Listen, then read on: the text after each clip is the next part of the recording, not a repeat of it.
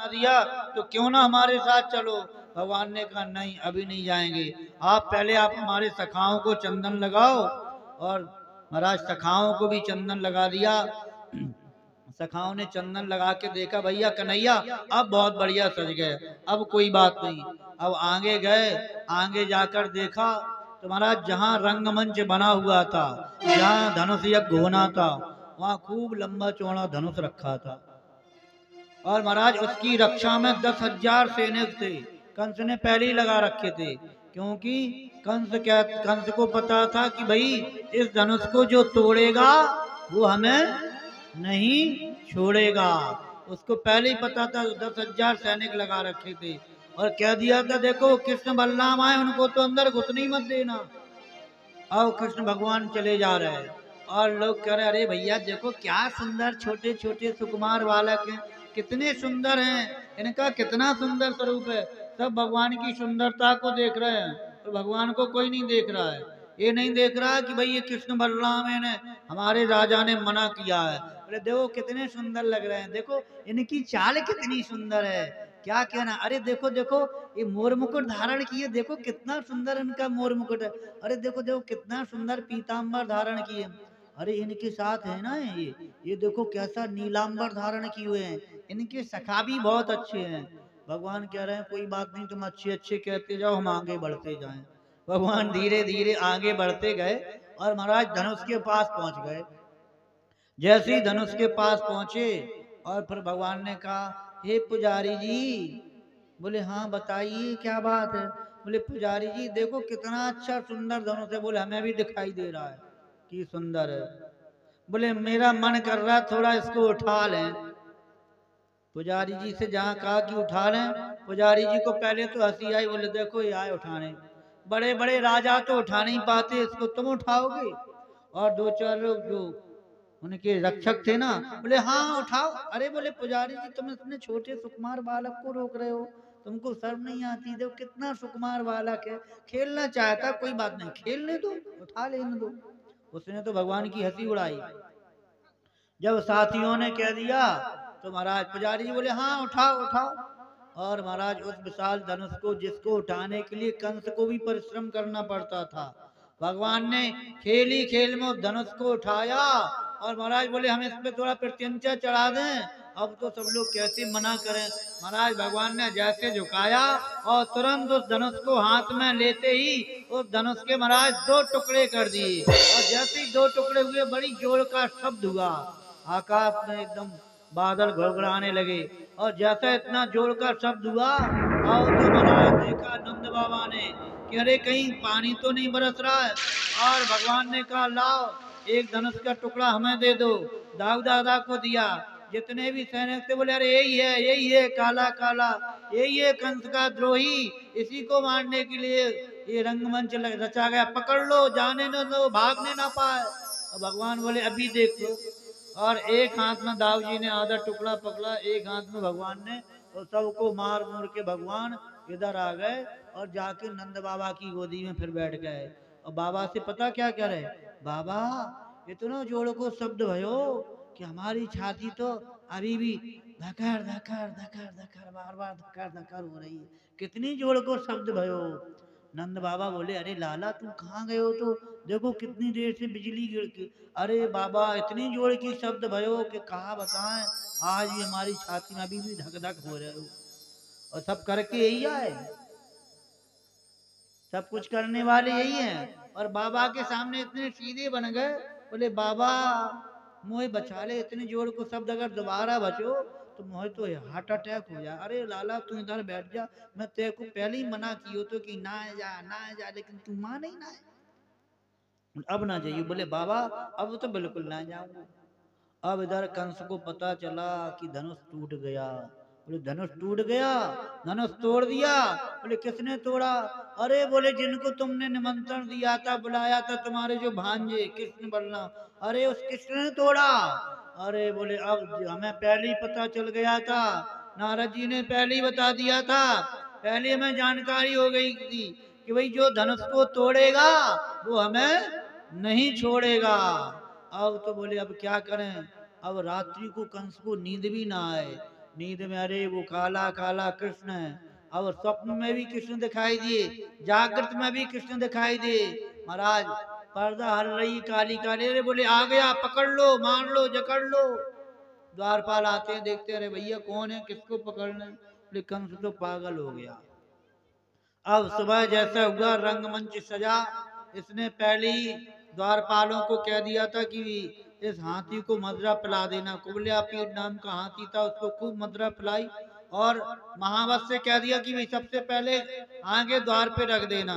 जैसे द्वार पे गया, भगवान ने देखा, महावत से कहा कि भाई इस हाथी को हटा लो। महावत बोला अरे भाई तुम तो बड़े बलशाली हो, ये हाथी क्या लगता तुम्हारे सामने, आ जाओ। भगवान बोले ठीक है, मैं चेतावनी दे रहे हो, कोई बात नहीं। भगवान आगे बढ़े और महाराज वो हाथी तो महाराज मदरा पिए हुए था, भगवान की ओर दौड़ा प्रहार करने के लिए। भगवान ने पहले उसकी सूंड पकड़ ली और सूंड को महाराज ऐसे निचोड़ा जैसे कोई गीले कपड़े को निचोड़ता है, निचोड़ के और उसको घुमा के नीचे जमीन पर पटक दिया और दोनों दांत भगवान ने निकाल लिए। दोनों दांतों के एक बलराम जी को दिया, दाऊ दादा को, एक स्वयं ले लिया और रंगमंच में पहुंचे। जैसे ही कंस ने देखा, कंस देख के डर गया, रे भैया भगवान ने अनेक रूप रख लिए, जो जैसे थे उसको वैसे ही दिखाई दिया। अपने महाराज ग्वाल वालों को भगवान सखा रूप में दिखाई दिए, कंस को साक्षात मृत्यु दिखाई दी। और महाराज सबसे पहले मुस्तिक चारुण सल तो सल पहलवान कहने लगे आओ कृष्ण तुम मुझसे युद्ध करो। भगवान कह रहे नहीं नहीं, तुम्हारे इतने लंबे चौड़े शरीर 7-7 फुट के हो, अब कैसे तुमसे युद्ध करेंगे? अरे बोले अभी तुमने 1000 हाथियों का बल रखने वाले कुबल्यापीठ हाथी को मारा, तुम कोई कमजोर हो? भगवान बोले नहीं मानते तो आ जाओ, 2-2 हाथ हो जाए। और भगवान ने महाराज एक मुष्टिक का प्रहार किया और मुष्टि का प्राण पखेरु उड़ गए। बोलिए दुष्ट निकंदन भगवान की। सल को महाराज दाऊ दादा ने समाप्त कर दिया, तो सल था मुष्टिक चाणूर सबको भगवान ने मार दिया। अब कंस के जो सेवक थे ना, खूब जोर जोर से ढोल नगाड़े बजा रहे थे, अरे जय हो कन्हैया की जय हो, खूब जोर जोर से ढोल नगाड़े बजा रहे थे। और वहाँ कंस कह रहा है कि भाई इन ढोल नगाड़ों को मत बजाओ, लेकिन वो और जोर जोर से बजाया जाए। बोले देखो आज हमने पहली बार ऐसा पहलवान देखा है, ऐसा पहलवान छोटा सा अभी 6-7 साल का है, उसने बड़े बड़े पहलवानों को मार दिया। बोले जय हो, क्या कहना? और ढोल नगाड़े वाले ढोल नगाड़े पीटे जाए, खूब जोर जोर से ढोल नगाड़े बजाए। अरे भाई बंद करो, भाई कंस की बात सुनोगे कि भगवान की? कंस कह रहा है बंद करो, कंस की बात थोड़ी ना मानना है अपने को, अपने तो भगवान की जयकारा लगाना। और महाराज कंस बार बार कह रहा अरे भाई मत बजाओ मत बजाओ, क्या कर रहे हो? लेकिन ढोल नगाड़े वाले बजाते चले जाए। तो जय हो, बोल कृष्ण कन्हैया लाल की, बोल दाऊ दादा की, राम भैया की, नंद बाबा की। कंस कह रहा कि भाई देखो हमारे ही सेवक मरे और हमारे ही नगाड़े बजा जाए, अरे भाई बंद करो। जैसे कहा इशारा हुआ तब माने जैसे तैसे। अब कंस ने क्या, दाऊ दादा ने क्या कहा? बोले देखो इसी ने अपनी माँ को मारा था कन्हैया, तू देरी करता तो मैं नहीं छोड़ता। कन्हैया बोले रुक तो जाओ।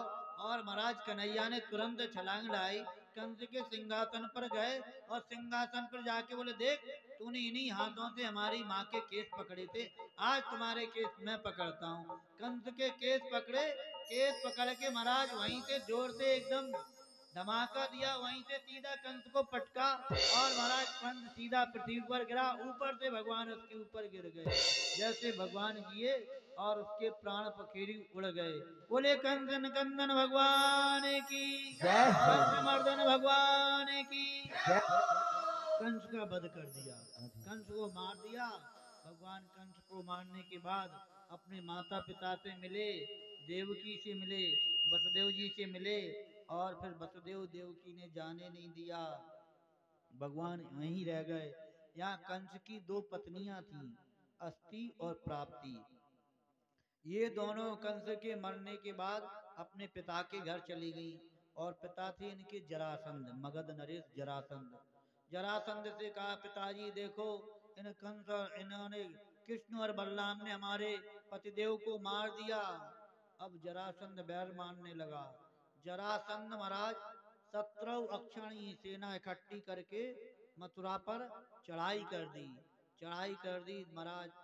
भगवान कृष्ण ने और दाऊ दादा ने दोनों ने मिलके जरासंध की 17 अक्षौहिणी सेना को समाप्त कर दिया। दाऊ दादा ने जरासंध को पकड़ा और जैसे हल्के प्रहार से उसको मारना चाहते थे, भगवान ने तुरंत, अरे दाऊ दादा क्या कर रहे हो, चरणों में पड़ गए। बोले दुष्ट है, इसको मारने में ठीक है। बोले नहीं नहीं, बोले दुष्ट तो है, लेकिन देखो अपने किस लिए आए। बोले किस लिए? बोले भूमि भार हरण करने के लिए। इसको एक ही बार में मार दोगे तो फिर अपने को दूर दूर जाकर फिर दुष्टों को इकट्ठा करने पड़ेगा, ये बार बार ले आएगा, इसको जिंदा रहने दो। दाऊ दादा ने छोड़ दिया। अब जरासंध अपमानित होकर के महाराज गया अपनी नगरी में। बोले कुछ भी हो, प्रतिज्ञा ले ली, बोले मैं कृष्ण और बलराम को पराजित करके रहूंगा। बार बार महाराज अक्षौहिणी सेना, बार बार 17 अक्षौहिणी सेना इकट्ठी करता, एक बार दो बार तीन बार नहीं महाराज 17 बार हारा जरासंध, लेकिन वह महाराज हार नहीं माना। और जब लास्ट में जाने लगा भगवान से युद्ध करने के लिए, भगवान को अंत में क्या हुआ, मथुरा नगरी छोड़नी पड़ी जरासंध के कारण। बोले तो बार बार आता है। तो महाराज जब 18वीं बार, देखो जरासंध से भी हमें शिक्षा लेनी चाहिए, भले ही राक्षस है लेकिन बार बार गया, 17वीं बार हारा, 18वीं बार उसने विजय प्राप्त कर ही ली। भगवान से क्या, भगवान ने सोचा कि भाई 18वीं बार आ रहा है और ब्राह्मणों को कह के आ गया कि देखो आज में विजयी नहीं हुआ तो तुम्हारी गर्दनें सबकी अलग कर दी जाएंगी। भगवान ब्रह्मण्य देव है, भगवान ने कहा हम ही हार मान लें। भगवान रण छोड़कर भाग गए, इसलिए भगवान का नाम हुआ रणछोड़ राय। बोलिए रणछोड़ राय भगवान की जय हो। भगवान द्वारकापुरी में जाके निवास करने लगे। और यहाँ जरासंध ने सोचा कि भाई 17 बार हारे कोई बात नहीं, 18वीं बार विजय प्राप्त की, देखो इससे क्या शिक्षा लेनी चाहिए कि कोशिश करते रहो, एक दिन भगवान पर भी विजय प्राप्त कर लेते हैं। छोटी सी चींटी देखी ना आपने, छोटी सी चींटी जब पेड़ पर चढ़ती है तो चढ़ते गिरते बार बार फिसलती है, लेकिन वह कभी हार नहीं मानती है, चढ़ ही जाती है। लहरों से डरकर तो नौका पार नहीं होती, और कोशिश करने वालों की कभी हार नहीं होती। नन्ही चींटी जब दाना लेकर चढ़ती है, चढ़ते गिरते 100 बार फिसलती है, लेकिन मेहनत उसकी बेकार हर बार नहीं होती। कोशिश करने वालों की कभी हार नहीं होती। डुबकियां सिंधु में गोताखोर लगाता है, बार बार जा खाली हाथ लौट कर आता है। मिलते ना मोती सहजी गहरे पानी में, लेकिन बार बार जाता इसी हैरानी में। लेकिन मुट्ठी उसकी खाली हर बार नहीं होती, कोशिश करने वालों की कभी हार नहीं होती।